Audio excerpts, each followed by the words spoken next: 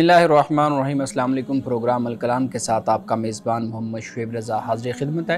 नाज़रीन किराम, इस प्रोग्राम के पहले हिस्सा में हम कुरान करीम की कुछ आयात को समझने की कोशिश करते हैं और दूसरे हिस्सा में अपने अहद के नुमाइंदा सियासी, समाजी, मजहबी, माशरती मौज़ूआत पर पैदा होने वाले सवालात के जवाबात एक नए नुक्ता नज़र से जानने की कोशिश करते हैं। हमारे साथ शरीक गुफ्तगू हैं जनाब मोहम्मद अमानत रसूल साहब। अमानत साहब, बहुत शुक्रिया आपके वक्त का। मेरी मुआवनत के लिए मौजूद हैं जनाब अहमद बिलाल अहमद, बहुत शुक्रिया आपके वक्त का। नाज़रीन किराम, आपकी स्क्रीन के ऊपर हमारा व्हाट्सएप नंबर आ रहा होगा, आप अपने सवालात हमें उस व्हाट्सएप नंबर पर भेज सकते हैं। हम इंशाल्लाह उन सवालात को ज़रूर एड्रेस करेंगे। गुज़िश्ता प्रोग्राम में हम बात कर रहे थे सूरतुन नम्ल, और हमने सूरतुन नम्ल की जो आखिरी आयात हैं उनका मफ़हूम समझने की कोशिश की थी और सूरतुन नम्ल का इख्तिताम हुआ था। आज का जो प्रोग्राम है उसमें हम सूरतुल क़सस को शुरू करेंगे। मैं गुजारिश करूंगा जनाब मोहम्मद अमानत रसूल साहब से कि वो अपनी गुफ्तगू का आगाज़ करें। बिस्मिल्लाहिर्रहमानिर्रहीम। ख़वातीन व हज़रात, सूरत शुअरा, नम्ल और सूरतुल क़सस, इन तीनों सूरतों का आपस में बहुत ही गहरा ताल्लुक़ है। सूरत शुअरा, इसका आगाज़ तौ सीम मीम से होता है और सूरतुल नम्ल का तौ सीन से, और फिर सूरतुल क़सस का आगाज़ भी तौ सीम मीम यानी इन हरूफ मुक़त्ताआत से होता है। हम ये देखते हैं कि सूरत शुअरा में जब अल्लाह सुब्हानहु व तआला ने हज़रत मूसा अलैहिस्सलाम को पैगम्बर बनाया तो हज़रत मूसा अलैहिस्सलाम ने अल्लाह की बारगाह में ये अर्ज़ की थी कि कौम फ़िरऔन का मुझ पर इल्ज़ाम है, फ़अख़ाफ़ु अन यक़्तुलून, और मुझे इस बात का डर है कि ये मुझे क़त्ल कर देंगे। तो अल्लाह ताला ने मूसा और हारून को फ़िरऔन के पास भेजा था।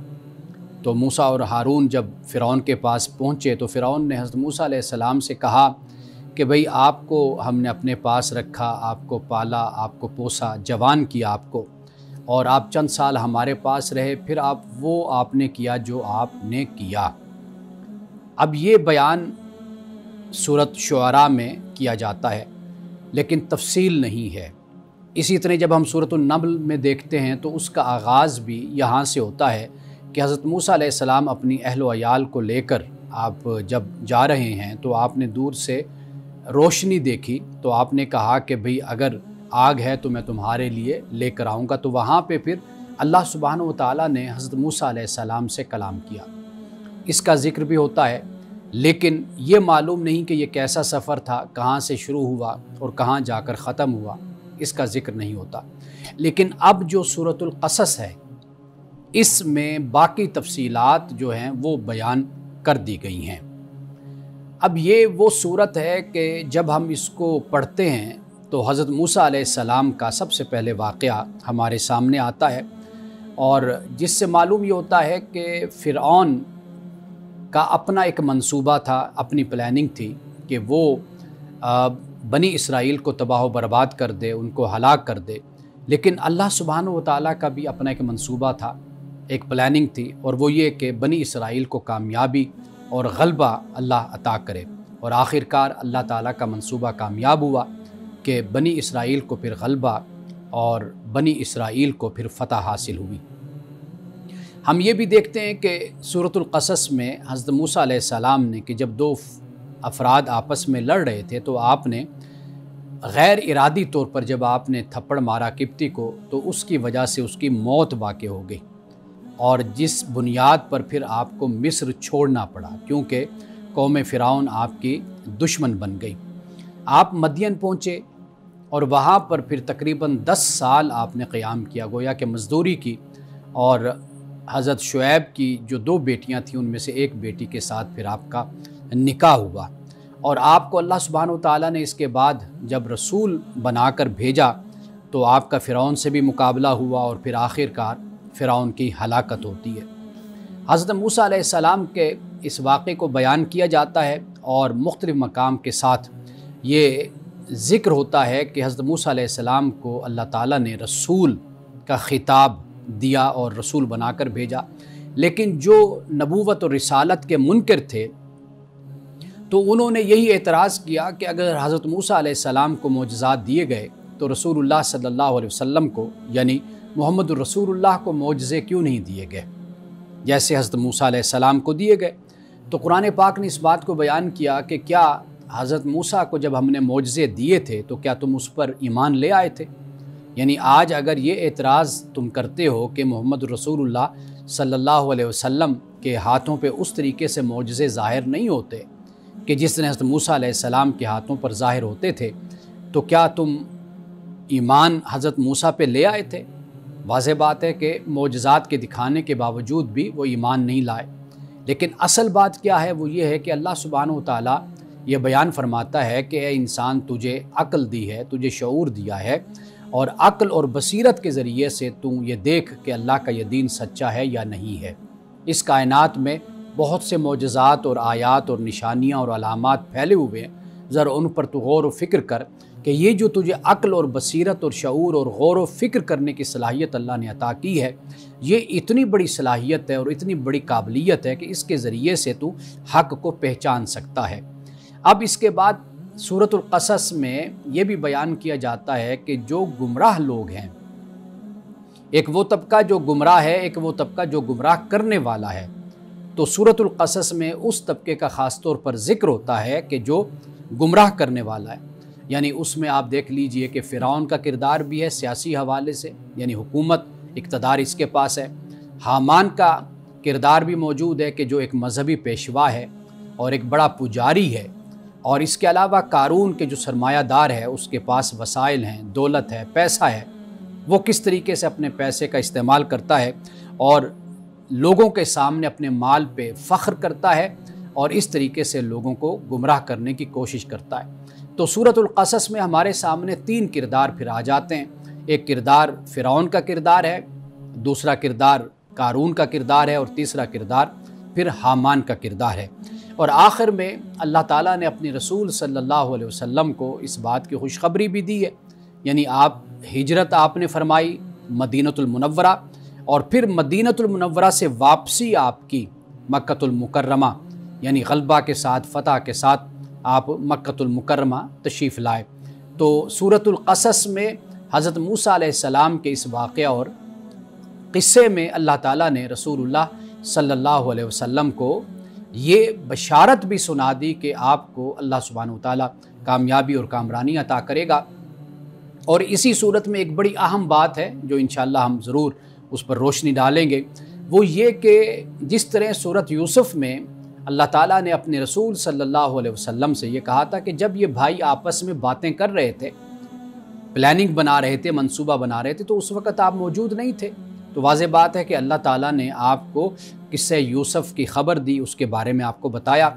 इसी तरह हज़रत मूसा अलैहिस्सलाम के इस वाक़े में सूरतुल क़सस में जो बयान हुआ, इसमें भी अल्लाह सुब्हानहु व तआला ने इसी बात को बयान किया कि आप तूर की जानिब आप वहाँ पर मौजूद नहीं थे जब अल्लाह ताला ने मूसा से कलाम किया। और ये जो मुश्किलात हज़रत मूसा अलैहिस्सलाम की ज़िंदगी में आई, इनको तफसील के साथ आपको अल्लाह ताला ने बताया है। और जबकि उस वक्त जब ये बीत रही थी हज़रत मूसा अलैहिस्सलाम पर या कौम बनी इसराइल पर, तो उस वक्त आप वहाँ पर मौजूद नहीं थे। नाज़रीन किराम, यहाँ वक्त हुआ चाहता है एक ब्रेक का, हमारे साथ रहिए।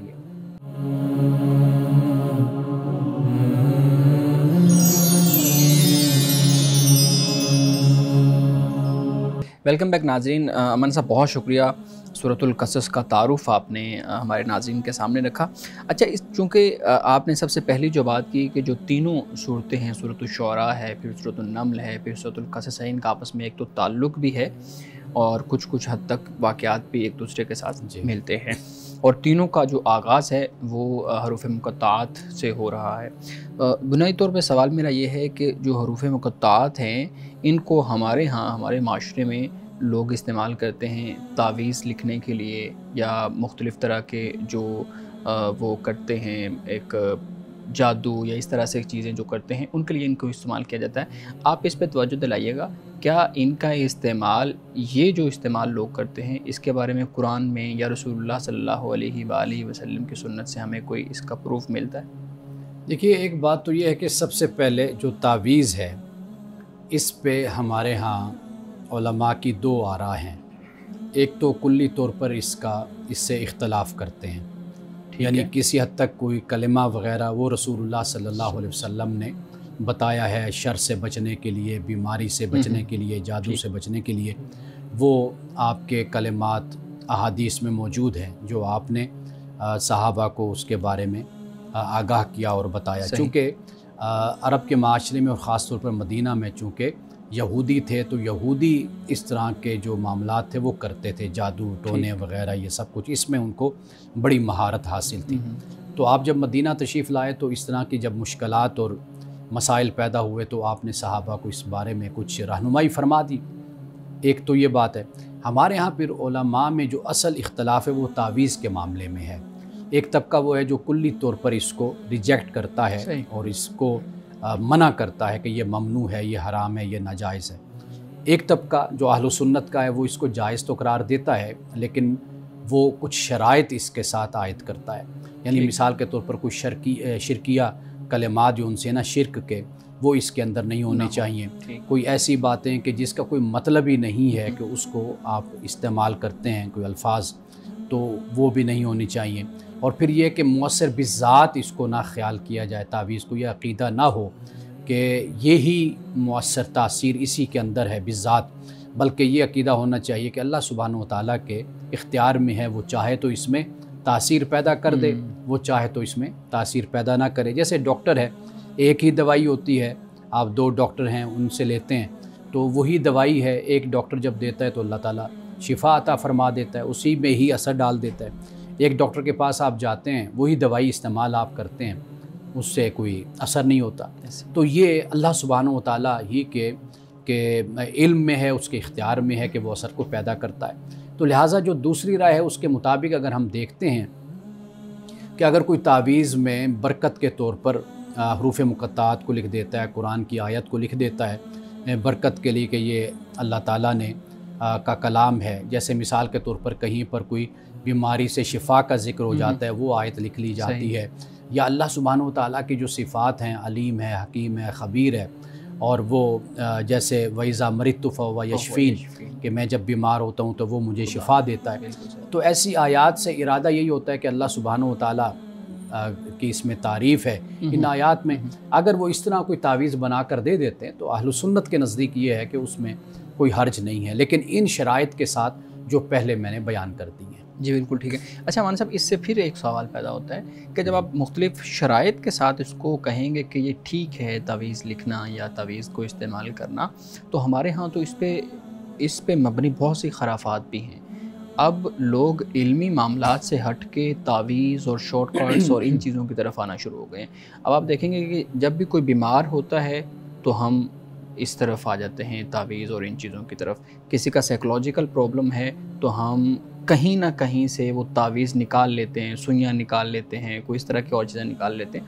تو پورا معاشرہ اصل میں اس جواز کی وجہ سے تو نہیں اس طرف جا رہا کہ آپ نے جواز کی وہ دی ایک اجازت؟ جو حرام کا معاملہ ہے نا کہ یہ حرام ہے، ناجائز ہے، یہ اس وقت ہم قرار دے سکتے ہیں جب ہمارے پاس کوئی واضح نص ایک چیز کے بارے میں موجود ہوتی ہے، پھر اس بنیاد پر ہم کہتے ہیں کہ یہ حرام ہے۔ لیکن جب ہمارے پاس اس طرح کی کوئی دلیل نہ ہو نا، تو پھر آپ اس کام کو حرام قرار دینے کے بجائے پھر ضرورت ہوتی معاشرے کی اصلاح کی، اس کی تربیت کی۔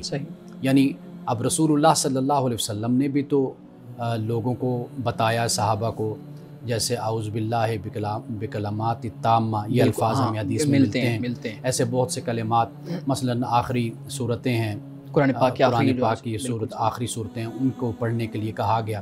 یا جیسے ہم صحیح بخاری میں ہے کہ حضرت ابو سعید خدری کے بارے میں آتا ہے کہ بھئی ایک رئیس تھے مالدار، ان کو سانپ نے کاٹ لیا تو انہوں نے سورۃ الفاتحہ کا دم کیا، تلاوت کی، تو ان کو شفا ہو گئی۔ تو مطلب یہ کہ ہمیں اس طرح کے ثبوت، حوالے ہمیں احادیث سے مل جاتے ہیں، جس کے بنیاد پر ہم کسی چیز کو کلیتاً حرام یا ناجائز ہم قرار نہیں دے سکتے۔ اصل جو چیز ہے وہ یہ ہے کہ لوگوں میں جیسے جیسے ایجوکیشن ہوتی ہے، آپ لوگوں کو ایجوکیٹ کرتے ہیں، اویئرنیس دیتے ہیں، تو بہت سی قباحتیں خود معاشرے سے ختم ہوتی چلی جاتی ہیں۔ ہم خاندانوں میں دیکھتے ہیں، آج سے 20-25 سال پہلے بہت سے خاندان جو ہم نے جن کا خود مشاہدہ کیا، تجربہ کیا، کہ خواتین جو ان سی تھیں وہ بیبیوں کی کہانیاں اور اس طرح کے معاملات میں وہ الجھی رہتی تھیں، یا پیروں فقیروں کے پاس بہت زیادہ جانا آنا۔ جب ان کے بچوں نے تعلیم حاصل کی، ان کے پاس تعلیم آئی، اویئرنیس آئی، تو اس گھر میں اس طرح کی جو سرگرمیاں ہیں وہ کم ہو گئی۔ تو میرا خیال ہے کہ توجہ اس پر ہونی چاہیے کہ ہم اپنے معاشرے کو ایجوکیٹ کریں، ان کو جو اصل اسلام ہے، دین ہے، وہ لوگوں کو ہم بتائیں، اس کی تعلیم دیں۔ کوئی بیمار ہوتا ہے تو ڈاکٹر کے پاس جانا چاہیے، جیسے پیر نصیر الدین نصیر صاحب مرحوم و مغفور، وہ میں خود ان کے پاس کئی مرتبہ میں بیٹھا ہوا تھا، ان سے اچھا تعلق تھا، سلام دعا تھی اور بڑی بہت پیار محبت کا تعلق تھا۔ تو میں ان کے پاس میں نے جب بھی دیکھا کہ کوئی اگر آیا تعویذ کے لیے یا دم، انہوں نے کہا بھئی یہ نفسیاتی مسئلہ ہے، اس کو کسی ماہر نفسیات کے پاس لے کر جاؤ۔ اگر کسی کو کوئی جسمانی مسئلہ ہے تو اسے کہا کہ بھئی اس کو ڈاکٹر کے پاس لے کر جاؤ۔ تو یہ خود بھی کچھ ایسے افراد کے جن کے پاس لوگ آتے ہیں، ان کی بھی ذمہ داری بنتی ہے کہ ان کے پاس جو لوگ آنے والے ہیں ان کو اویئرنیس دیں، ان کو ایجوکیٹ کریں، انہیں بتائیں کہ بھئی ہم اس کام کے لیے نہیں بیٹھے ہوئے کہ بھئی آپ کا علاج ہم کریں، تو علاج کروانا ہے تو نفسیاتی مسئلہ ہے تو کسی نفسیات کے پاس جاؤ، اگر جسمانی مسئلہ ہے تو میڈیکل جو ڈاکٹرز ہیں ان کے پاس جاؤ۔ تو میرا خیال ہے کہ یہ بجائے اس کے کہ کسی بات کو جسے اللہ نے حرام نہیں کہا، رسول اللہ نے حرام نہیں فرمایا، ہم اس کو حرام قرار دے دیں، ناجائز قرار دے دیں، اس سے بہتر یہ ہے کہ ہم سوسائٹی کو ایجوکیٹ کریں۔ صحیح، بالکل ٹھیک ہے۔ اچھا مولانا صاحب، چونکہ سورت کا آغاز ہے، سورۃ القصص کا آغاز، تو جب بھی ہم دیکھتے ہیں کسی سورت کا آغاز ہوتا ہے تو اس میں ایک بحث ہوتی ہے مکی سورت اور مدنی سورت۔ جی اچھا، اب جب دیکھتے ہیں کسی سورت کی کچھ آیات ایسی ہیں جو مکے میں نازل ہوئیں، کچھ آیات ایسی ہیں جو مدینے میں نازل ہوئیں، اور کچھ آیات ایسی بھی ہو سکتی ہیں جو رسول اللہ صلی اللہ علیہ وسلم نہ مکے میں تھے نہ مدینہ میں تھے، تو کسی دوسرے راستے پہ تھے تو نازل ہوئیں۔ تو میں یہ چاہوں گا کہ آپ ہمارے ناظرین کے لیے خاص طور پہ اس کی وضاحت کیجیے گا کہ مکی صورتیں کون سی ہیں، مدنی صورتیں کون سی ہیں، اور ان کی یہ تقسیم کیسے ہوئی۔ دیکھیے، مکی اور مدنی ایک تو یہ ہے کہ ہجرت سے پہلے اور ہجرت کے بعد، صحیح، یعنی جو ہجرت سے پہلے نازل ہوئی اور جو ہجرت کے بعد، وہ مکی ہیں۔ وہ مقام کوئی بھی ہے اس کا، کہیں پر بھی اتری ہیں، یعنی اس ٹائم پیریڈ کے اندر جو نازل ہوئی، اس سے پہلے جو اتری، ہجرت سے پہلے، اور ہجرت کے بعد جو اتری وہ ان کو مفسرین نے جو قرآن کے ماہر ہیں، علوم قرآن کے، انہوں نے کہا کہ وہ ان کو ہم مدنی کہتے ہیں۔ ایک بات تو یہ صحیح۔ دوسری بات یہ کہ قرآن کی جو ترتیب ہے یہ توقیفی، یعنی رسول اللہ صلی اللہ علیہ وسلم نے اللہ کے حکم کے مطابق اور اللہ کی رہنمائی کے مطابق ان آیات کو رکھا ہے۔ ٹھیک ہے، صورتیں ہوں یا آیات ہوں، ان کے مزاج سے ہمیں اس طرح پتہ چل جاتا ہے کہ جو مکی صورتیں ہیں اس میں بنیادی احکام ہمیں ملتے ہیں زیادہ تر۔ یعنی مثال کے طور پر جیسے توحید کا معاملہ ہے، شرک کے حوالے سے ہے، رسالت اور نبوت اور آخرت کے حوالے سے بیان ہوتا ہے، یا پھر موت کے بعد کی جو زندگی ہے، بعث بعد الموت کا ہے، اس کا ذکر ہوتا ہے۔ یہ بنیادی سوالات ان کو ڈسکس کیا گیا مکہ میں ہمیں۔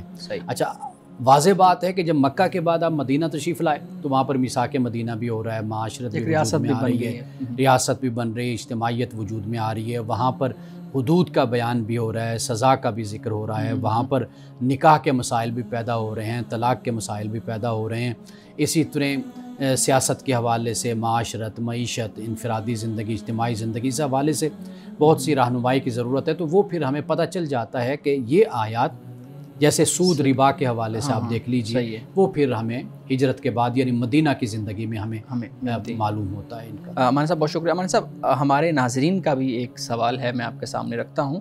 سوال یہ ہے کہ کیا سیدہ فاطمہ رضی اللہ تعالیٰ عنہ حق پر تھیں اور حضرت عمر نے ان کو دربار میں کھڑا رکھا تھا؟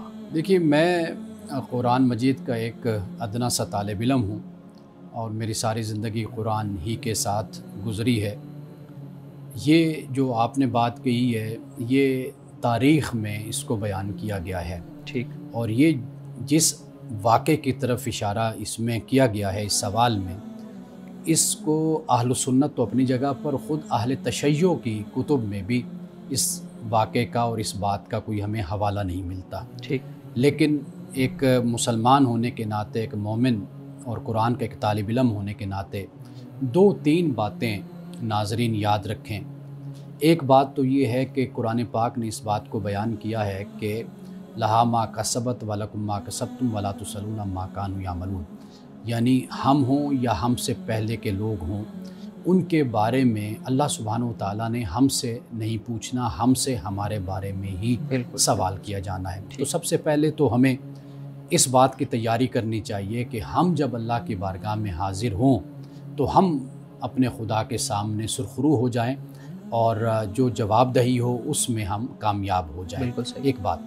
دوسری بات یہ ہے کہ ہمیں اس بارے میں ہمیشہ حسن ظن رکھنا چاہیے کہ اہل بیت ہوں یا اصحاب رسول صلی اللہ علیہ وسلم ہوں، ان کا ایک تو ہم سب پر لازم ہے کہ ہم ان کی عزت کریں، ان سب کا ہم احترام کریں، اس لیے کہ اسلام کی ترویج و اشاعت کے لیے، اسلام کی خدمت میں ان سب کے ایسے خدمات اور ایسے کارنامے ہیں کہ جن کو کوئی بھی جھٹلا نہیں سکتا۔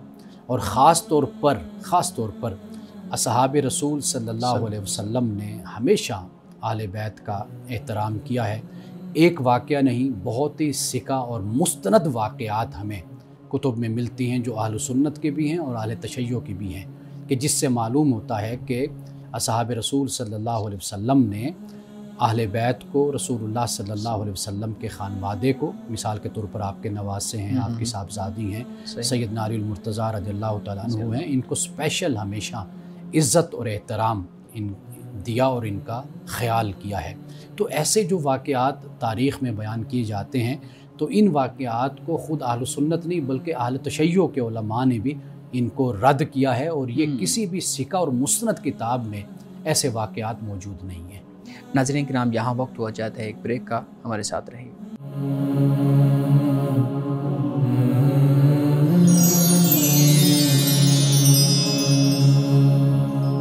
ویلکم بیک ناظرین۔ امان صاحب، ایک اور سوال ہمارے ناظرین کی طرف سے، وہ بھی میں آپ کے سامنے رکھتا ہوں۔ سوال یہ ہے کہ گھر پر یا آفس پر جو علم ہے لگانا، وہ کیسا ہے؟ دیکھیے، ابھی میلاد النبی کا مہینہ گزرا ہے، جی بالکل، تو آپ دیکھیے کہ اس میں لوگوں نے خوشی کا اظہار کیا، جھنڈیاں بھی لگائیں، جھنڈے بھی لگائے۔ اب یہ کسی کے نزدیک یہ ناجائز ہے کہ ایسا نہیں لگانا چاہیے۔ یہ مسلک کی سطح پر جو پھر ہمارے عقائد یا ہمارے نظریات تشکیل پائے ہیں، اس میں پھر ہم ایک دوسرے کی اس بارے میں مخالفت کرتے رہتے ہیں۔ ایک مسلک اس کو بالکل ہی ناجائز خیال کرتا ہے، لیکن آپ یہ دیکھیے کہ یہ چیزیں اپنی محبت کے، ایک عقیدت کے اظہار کا ایک ذریعہ ہوتی ہیں۔ جیسے جھنڈیاں ہیں، جھنڈے ہیں، اور فلیگ بنا لیا یا کچھ اور روشنیاں لگا لی، بتیاں لگا لی، تو یہ اپنا ایک تہذیبی کہہ لیں، ثقافتی کہہ لیں، کلچرلی کہہ لیں کہ آپ ایک اپنے تعلق کا اظہار کرتے ہیں۔ تو اس بنیاد پر اگر دیکھا جائے تو ہم اس کے بارے میں کوئی ناجائز کا فتویٰ نہیں دے سکتے کہ اگر ربیع الاول میں ایسا ہو سکتا ہے تو واضح بات ہے کہ پھر اگر محرم میں کوئی ایسا کرتا ہے تو وہ اس کے لیے وہی فتویٰ ہے جو ربیع الاول میں کرنے والوں کے لیے فتویٰ ہے۔ اور اسی طریقے سے جو اصحاب رسول ہیں، ان کے جو ایام آتے ہیں ان کے اوپر پھر باقی جو گروپ ہیں ان کی طرف سے بھی لگائے جاتے ہیں۔ لیکن ایک بات یاد رکھنی چاہیے کہ اگر ہم اپنے دین کو مستحکم مضبوط کریں، یعنی یہ بات یاد رکھیے کہ اگر دین مضبوط ہوگا تو مسلک کمزور ہوں گے، اگر مسلک مضبوط ہوں گے تو پھر دین کمزور ہوتا ہے۔ تو ہمیں براہ راست جو اللہ کا دین ہے، قرآن ہے اور سنت ہے، ہمیں اس کے ساتھ جڑنے کی ہمیں کوشش کرنی چاہیے، اور پیور جو خدا کا دین ہے، خالص، اس کو ہم سمجھیں تو اس سے ہمیں یہ بڑا فائدہ ہوگا کہ ہمیں مذہب کے لحاظ سے یہ پتہ چل جائے گا کہ ہمیں اپنی زندگی میں ترجیحات کیسے طے کرنی ہے، پہلے کس کو پریورٹی حاصل ہے اور پھر کس کو اس کے بعد پریورٹی حاصل ہے۔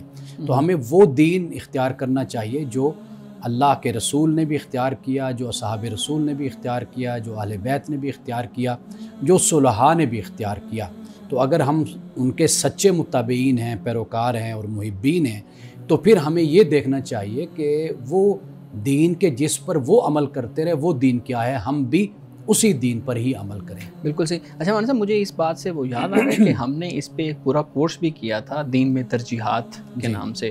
وہ بڑا خوبصورت کورس تھا۔ دین میں ترجیحات کا فہم کیوں ضروری ہے، یہ بہت لازم ہے کہ ہم اس بات کو سمجھیں، کیونکہ ہم کئی دفعہ جو اللہ کے دین کی بات ہے نا، اس کو ہم دوسرے نمبر پر رکھ لیتے ہیں اور پہلے نمبر پر ہم اپنے مسلک کو رکھ لیتے ہیں۔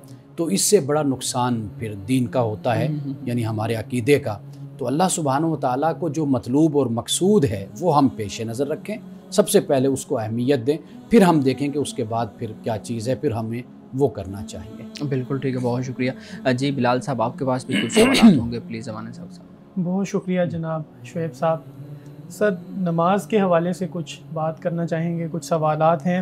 سب سے پہلے تو یہ بتائیے گا کہ اگر کوئی شخص نماز کو اپنی زبان میں پڑھنا چاہے، پنجابی میں، اردو میں، انگریزی میں، تو کیا اس کا کوئی جواز ہے کہ انسان عربی کی بجائے کسی اور زبان میں نماز کو ادا کرے؟ دیکھیے، اب اس کو آپ اس طرح دیکھ لیں کہ ایک شخص وہ ہے کہ مسلمان ہوا ہے، اب جیسے وہ مسلمان ہوا تو اس پر نماز فرض ہو گئی۔ بالکل۔ اب اس کو عربی زبان نہیں آتی، اس کو سورۃ الفاتحہ بھی نہیں آتی، کوئی قرآن کا کوئی حصہ بھی نہیں آتا۔ ایک تو یہ صورت ہے۔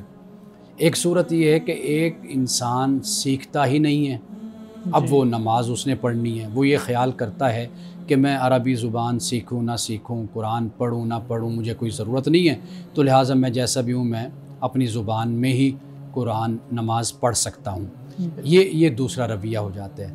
جو پہلا شخص ہے کہ جس نے اسلام قبول کیا، اب وہ کیا کرے؟ اب اس کی کئی صورتیں بن جاتی ہیں۔ ایک تو یہ ہے کہ سورۃ الفاتحہ کی مثال کے طور پر ایک آیت ہے، وہ اس کو سورۃ الفاتحہ کی جگہ پہ پڑھ سکتا ہے 7 مرتبہ، اسی ایک آیت کو پڑھ لے، اور پھر اس کے بعد کوئی دوسری قرآن پاک سے کوئی ایک چھوٹی سی آیت ہے وہ اس کو پڑھ لے، وہ اپنی نماز اس طرح سٹارٹ کر سکتا ہے، شروع کر سکتا ہے پڑھنا۔ ایک تو یہ ہے۔ دوسرا طریقہ یہ ہے کہ رسول اللہ صلی اللہ علیہ وسلم کی بعد احادیث میں اس بات کا ذکر ملتا ہے کہ جیسے بسم اللہ، الحمدللہ، لا الہ الا اللہ، واللہ اکبر، ولا حول ولا قوت الا باللہ العلی العظیم، یہی پڑھ کر وہ اپنی نماز کو مکمل کر سکتا ہے، یعنی آغاز سٹارٹ یہاں سے کر سکتا ہے۔ جہاں تک بات ہے کہ ایک شخص ہے کہ جو بالکل سیکھتا ہی نہیں ہے، اس کو یہ چاہیے کہ وہ اس غفلت میں وہ مبتلا نہ ہو اور وہ نماز کو سیکھے، اور اس وقت تک جب تک اس کو کچھ نہیں آتا وہ اس طریقے سے پڑھ سکتا ہے جو میں نے آپ کو بتایا۔ لیکن یہاں پر ایک دو اور مسئلے میں واضح کر دوں کہ ایک قول حضرت امام اعظم ابو حنیفہ رحمۃ اللہ علیہ کی طرف یہ منسوب کیا جاتا ہے کہ ان کا کہنا یہ تھا کہ بھی نماز اپنی زبان میں پڑھی جا سکتی ہے، اور وہ قرآن کے ایک آیت کا حوالہ بھی دیتے ہیں کہ جس میں یہ ہے کہ بھئی آپ کی طرف اللہ نے جو وحی کی ہے تو اس کا مقصد یہ ہے کہ آپ لوگوں تک پہنچائیں، تو لہٰذا کوئی شخص جو انسا ہے وہ اپنی زبان میں اس میسیج کو، پیغام کو سمجھنے کا ذمہ دار ہوتا ہے۔ تو لہٰذا جو اردو بولنے والا ہے تو لہٰذا وہ نماز اردو میں پڑھ سکتا ہے، فارسی والا فارسی میں پڑھ لے، لیکن امام یوسف اور امام محمد نے اس کے حق میں فتویٰ نہیں دیا۔ ہاں، وہ شخص کے جو عربی کو نہیں جانتا وہ اس وقت تک کر سکتا ہے جب تک وہ عربی اس کو حاصل نہیں ہوتی یا قرآن کی فاتحہ سورت کو وہ یاد نہیں کر سکتا۔ ایک یہ بات ہو گئی۔ اچھا، اب ایک اور مسئلہ بھی یہاں پر بیان کرتا چلوں جو میرے مطالعے سے گزرا، اور اس پر علماء کا، جمہور علماء کا بھی ہے کہ بھئی یہ فتویٰ کہ ایک تو سورۃ الفاتحہ یہ لازم اور ضروری ہے کہ وہ اس کو یاد کرے، ساتھ اس کے ایک سورت یا ایک آیت کے جو 3 آیتوں کے برابر جیسے کہا جاتا ہے، یہ تو اس پر لازم ہے ہر صورت میں کہ وہ یہ ضرور سیکھے، اور پھر اس کے بعد بقیہ جو نماز ہے وہ اپنی زبان میں اس کو پڑھ سکتا ہے، یعنی تشہد ہو گئی، جیسے درود شریف ہو گیا، آخر میں دعا ہو گئی یا تسبیحات ہو گئی، ان کو بھی وہ پھر اپنی زبان میں پڑھ سکتا ہے۔ لیکن یہ 2 چیزیں جو ان سے یہ لازم اور ضروری ہیں کہ ایک تو سورۃ الفاتحہ ہو گئی، اور دوسرے نمبر پر کوئی آیت جو ان سے وہ اس کے ساتھ وہ شامل کر لے۔ جی، بہت شکریہ۔ ناظرین کرام، یہاں وقت ہوا چاہتا ہے ایک بریک کا، ہمارے ساتھ رہیے گا۔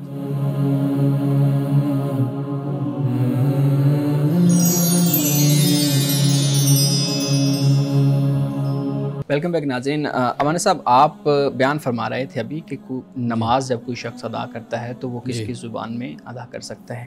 ایک سوال جو میرے ذہن میں آ رہا ہے کہ اگر کوئی شخص ایسا ہے جس کو عربک کے ان الفاظ کی سمجھ بھی ہے، وہ عربک پڑھ بھی سکتا ہے، نماز کے جو الفاظ ہیں وہ ادا بھی کر سکتا ہے، لیکن اس کے باوجود وہ یہ کہتا ہے کہ میں نے اپنی نیٹو زبان کے اندر، جو میری مادری زبان ہے، اس کے اندر ہی میں نے نماز پڑھنی ہے، کیونکہ جب ہم شاعری کو دیکھتے ہیں، نثر کو دیکھتے ہیں، نظم کو دیکھتے ہیں، تو وہ اپنی جو مادری زبان ہے اس میں ہی ज़्यादा अच्छे तरीके से समझ आती है। इसी तरीके से अगर नमाज के जितने भी अल्फाज हैं उसको पंजाबी में, फ़ारसी में, सिंधी में, बलोची में, जैसे हमारे यहाँ मुख्तलिफ़ लैंग्वेजेस हैं, उसमें अगर कोई पढ़ना चाहे तो उसके लिए फिर आप क्या सजेस्ट करेंगे?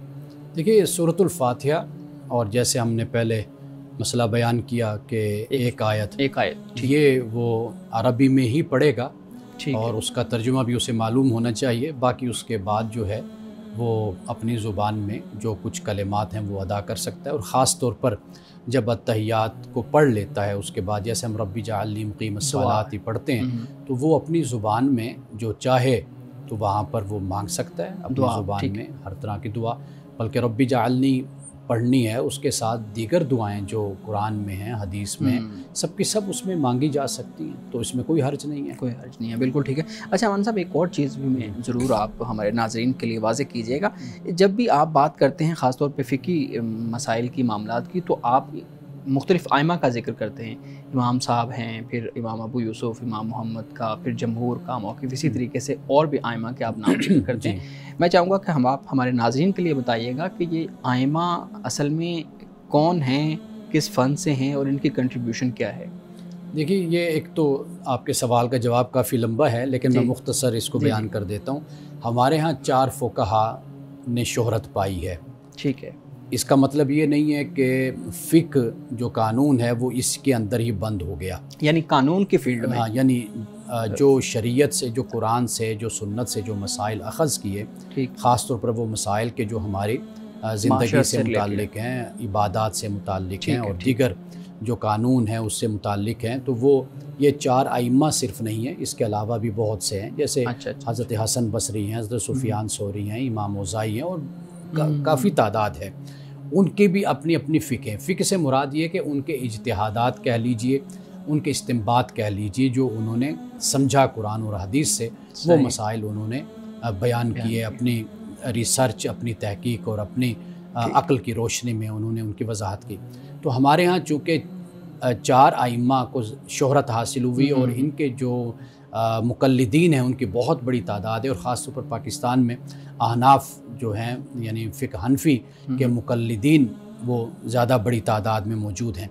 एक तो ये है कि जब हम ये बात करते हैं तो 4 जो फ़ुक़हा हैं इनकी राय को हम कभी कभी बयान कर देते हैं, और इसके साथ जब हम जमहूर का लफ्ज़ बोलते हैं तो कई मसाइल ऐसे होते हैं कि जिन पर काफ़ी उलमा ने एक मुत्तफ़िक़ राय इख्तियार की होती है, तो जिसकी बुनियाद पर फिर हम कहते हैं कि ये जमहूर की राय ये बनती है। ठीक है जी, बहुत शुक्रिया जी। बिलाल साहब। जी सर, नमाज की बात हो रही थी, आपने किरात के हवाले से बताया। मैं ये पूछना चाहूँगा कि नमाज में जो हम कुरान की आयात साथ मिलाते हैं वो तिलावत लंबी कितनी हो सकती है? कम के बारे में तो आपने बता दिया कि एक तवील आयत या फिर 3 मुख्तसर जो आयात होती हैं, लेकिन उसको ज़्यादा से ज़्यादा हम कितना लंबा कर सकते हैं? ख़ास तौर पे फ़जर की जमात जब होती है तो उसमें जो किरात है वो कितनी लंबी की जा सकती है? देखिए, पहली बात तो ये कि जब आप इनफरादी तौर पे नमाज़ पढ़ रहे हैं तो वो आपकी अपनी मर्ज़ी है। कम अज़ कम तो जो मैंने मिक़दार बता दी आपको, एक आयत है, तवील आयत एक हो जाए। अगर आप इनफरादी तौर पे नमाज़ पढ़ रहे हैं तो आप जितनी चाहें लंबी तिलावत करें, आप 1 पारा पढ़ लें, 2 पारे पढ़ लें उसमें, तो वो कोई मसला नहीं है।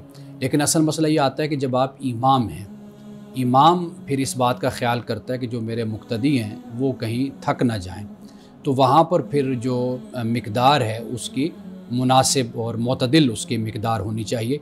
आप अंदाज़ा कीजिए कि हज़रत मुआज़ को जब रसूलुल्लाह ने एक मस्जिद में जब आपने इमाम बनाया था तो आप लंबी तिलावत फरमाते थे, तो लोग जो उनसे थे वो परेशान होने लग गए कि भाई हम सारा दिन मज़दूरी मेहनत करके आते हैं, तो हज़रत मुआज़ बड़ी लंबी नमाज़ पढ़ाते हैं। तो रसूलुल्लाह तक जब ये मसला पहुंचा तो आपने हज़रत मुआज़ की सरज़निश फरमाई कि भाई इस तरह तो लोग दीन से भी भाग जाते हैं, दूरी हो जाएगी, तो लिहाजा कहा कि भाई एतदाल के साथ नमाज़ पढ़ाएँ। रसूलुल्लाह सल्लल्लाहु अलैहि वसल्लम ख़ुद इस एक हदीस में आता है कि जब आप फरमाते हैं कि जब मेरा जी चाहता है कि मैं लंबी तिलावत करूं, लेकिन मुझे पीछे किसी बच्चे के रोने की आवाज़ आती है, फिर मैं सोचता हूं कि ये बच्चा रो रहा है तो इसकी माँ ने इसको दूध पिलाना होगा, तो फिर मैं अपनी तिलावत को मुख्तसर कर देता हूँ। उसमें फिर सूरतुल नास है, सूरतुल फलक है, सुबह की नमाज, इतनी छोटी सूरत आप तिलावत फरमा रहे हैं, तो गोया कि इमाम को फिर ये देखना चाहिए कि कहीं जो मुक्तदी हैं वो परेशान ना हो जाएं। तो یہ اصل معیار یہ ہے کہ ہم خاص یعنی مقدار متعین نہیں کر سکتے، یہ بس ہونا چاہیے کہ معتدل اور متوازن طریقے سے ہونی چاہیے تلاوت۔ جی یہ بھی ہو سکتا ہے کہ امام صاحب مقتدیوں کا کنسرن لے لیں جو وہاں پہ موجود ہیں کہ ہم فجر کی قرات لمبی کیا کریں گے اور ساروں کو اعتراض نہیں ہے تو وہ پھر جس طرح چاہیں وہ کر سکتے ہیں۔ سر یہ بتائیے گا کہ اگر کسی شخص کو نماز پڑھنے کے بعد یاد آتا ہے کہ اس کا تو وضو ہی نہیں تھا اور اب وہ کہتا ہے کہ میرا دوبارہ دل نہیں کر رہا کہ اب میں دوبارہ نماز کو دہراؤں، تو اس کے لیے کیا حکم ہے؟ وہ اس کو لازمی ہے کہ وہ دوبارہ نماز کو دہرائے یا کوئی اور حل بھی ہے؟ اصل میں جو فرض ہے نا، فرض خدا کی طرف سے، وہ انسان کے چاہنے نہ چاہنے کا پابند نہیں ہے۔ اگر میرا جی نہیں چاہ رہا کہ میں نیند سے اٹھوں اور نماز پڑھوں تو خدا کا فرض جو ہے وہ اس کا پابند نہیں ہے کہ اللہ یہ کہے کہ ٹھیک ہے چلو کوئی بات نہیں تم سوئے رہو۔ وہ حکم ہے، ہر صورت میں حکم کو پورا کرنا ہے۔ وہ ایسے ہی حکم ہے کہ جیسے آپ کو ڈیوٹی پر جانا ہے اور آپ کہیں جی آج میرا دل نہیں چاہ رہا لیکن آپ نے پہنچنا ہے، کام ہے، ذمہ داری ہے آپ کی، تو بالکل ایسے ہی فرض ہے۔ اب اگر اس شخص کو یاد آیا کہ میرا وضو نہیں ہے تو اب وہ وضو کرے گا اور پھر نماز ادا کرے گا۔ ٹھیک ہے، لیکن اگر مختصر یہ بھی بتائیے گا اگر کسی کو کچھ شک ہے تو اس شک میں پھر یقین شک کی حالت میں انسان ہوتا ہے تو پھر کس چیز کو پریفرنس دے؟ پھر وہ اپنے اسی رجحان کو ہی اہمیت دے گا کہ جو رجحان اس کا اگر وضو کی طرف ہے تو وہ وضو رہے گا، اگر وضو کی طرف نہیں ہے تو پھر زیادہ یقین اگر اس کو زیادہ اس طرف جاتا ہے رجحان اس کا تو پھر وہ وضو کرے گا، یعنی غالب گمان کو دیکھے گا۔ جی امان صاحب پلیز آج کی حدیث مبارکہ بیان کیجیے گا۔ حضرت ابو ہریرہ رضی اللہ تعالی عنہ سے روایت ہے، کہتے ہیں کہ رسول اللہ صلی اللہ علیہ وسلم نے فرمایا کہ من کان یؤمن باللہ والیوم الاخر، کہ جو اللہ اور یوم آخرت پر ایمان رکھتا ہے، فلیقل خیرن، تو پھر اسے چاہیے کہ وہ اچھی بات کہے، او لیصمت، یا پھر خاموش رہے۔ ومن کان یؤمن باللہ والیوم الاخر، فرمایا کہ جو اللہ اور یوم آخرت پر ایمان رکھتا ہے تو پھر فلا یؤذی جارہ، تو پھر اسے چاہیے کہ وہ اپنے ہمسائے کو تکلیف نہ دے۔ ومن کان یؤمن باللہ والیوم الاخر، جو اللہ اور یوم آخرت پر ایمان رکھتا ہے، فلیکرم ضیفہ، تو پھر اسے چاہیے کہ وہ اپنے مہمان کی عزت کرے۔ یعنی رسول اللہ صلی اللہ علیہ وسلم نے اللہ اور یوم آخرت پر ایمان، اس کا اظہار کس عمل سے ہوتا ہے؟ ایک عمل تو فرمایا کہ اچھی بات مومن کو کہنی چاہیے، اگر اچھی بات نہیں کہہ سکتا تو پھر خاموش رہے۔ دوسری بات فرمائی کہ ہمسائے کو نہ ستائے، اور تیسری بات فرمائی کہ مہمان کی عزت کرے۔